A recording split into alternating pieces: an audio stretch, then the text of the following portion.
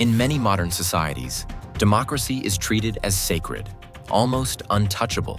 Regardless of political affiliation, it's a value everyone agrees must be protected. But here's the catch. Every political side claims to be the true defender of democracy, while accusing the other of destroying it. They all use the same word, democracy. But what does it really mean?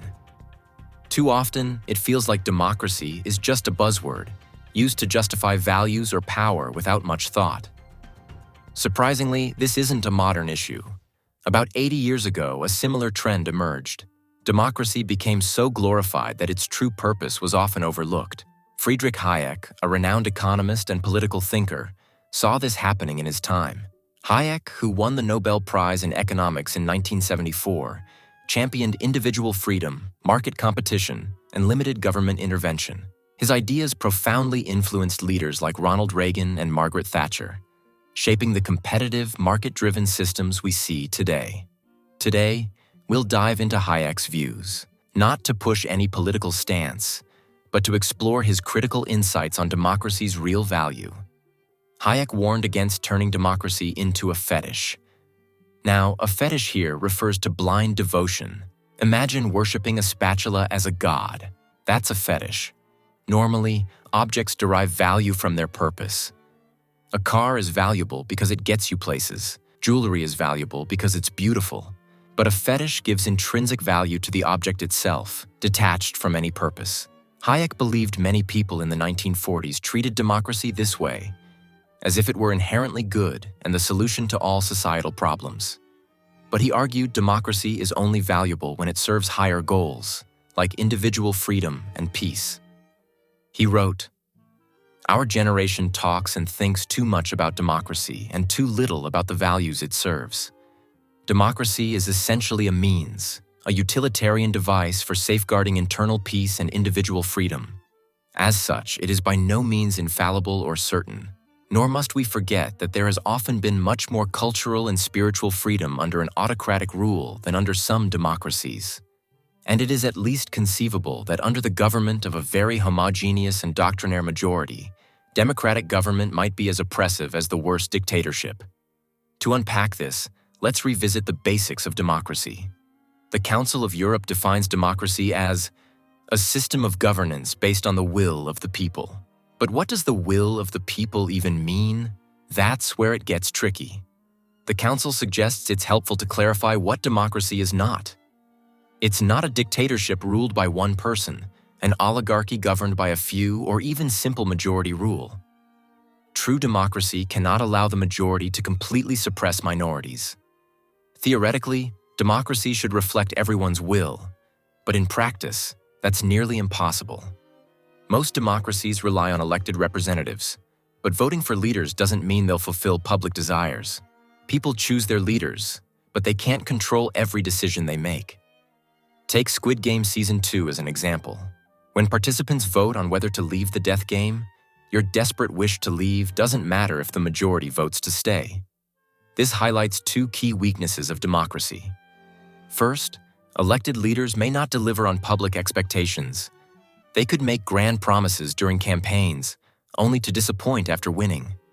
Second, if the majority is wrong, democracy may fail to choose competent leaders or wise policies. Yet despite its flaws, democracy has worked relatively well in many societies. Why? Because it allows people to express their views and influence politics, although imperfectly, but better than relying on a single ruler or a small elite. Hayek agreed with this, but warned that democracy could easily go astray. Here's Hayek's key insight. Democracy falters when people expect too much from the government. He argued that the belief in government solving vast economic problems is one of the most dangerous trends in modern society. Unlike war, which has clear goals like victory or minimizing damage, the economy is a tangled web with no singular goal. Everyone wants prosperity, but what that means varies. For some, it's wealth. For others, work-life balance or financial stability. Even at a national level, definitions of prosperity differ. GDP growth, income equality, or debt reduction, depending on who you ask. Yet in democracies, people often believe governments can solve all economic issues. This leads to electing leaders who promise sweeping solutions. But because economic desires are so diverse, government policies end up benefiting only a fraction of people. Those who expected life to improve feel betrayed when they're not part of the group that benefits. Hayek also noted that the economy's complexity means fixing one problem often creates others. Governments, with their limited resources, can't manage everything. When they focus on a few areas, unintended consequences ripple through the system, creating new issues. This, Hayek warned, fuels a dangerous belief: the demand for bigger, more powerful governments. People might think, if the government isn't solving our problems, it must need more power. This can lead to a democracy transforming into a dictatorship as citizens voluntarily grant the government sweeping authority, believing it will bring prosperity. But as Hayek pointed out, such centralized power inevitably becomes oppressive. To maintain control, the government must silence dissent and remove obstacles, eroding freedom in the process.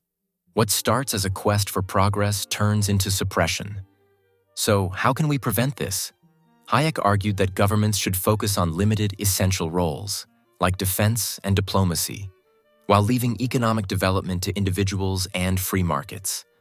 A free, competitive economy fosters innovation and progress because it taps into the diverse ambitions of individuals. Unlike grand government reforms, this process is slow and messy, but ultimately more effective. True progress happens when people pursue their goals independently, creating incremental improvements that, together, drive societal growth.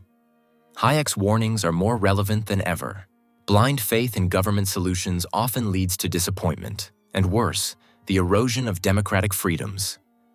Progress requires a balance, government accountability alongside individual responsibility. Democracy isn't a magical fix. It's a tool that works best when paired with free thought, debate, and innovation from its citizens. Let's remember this: democracy's success depends on how we use it. What values are we protecting? And how can we ensure democracy continues to serve freedom and prosperity? Share your thoughts in the comments below. I'd love to hear your take. Thanks for watching.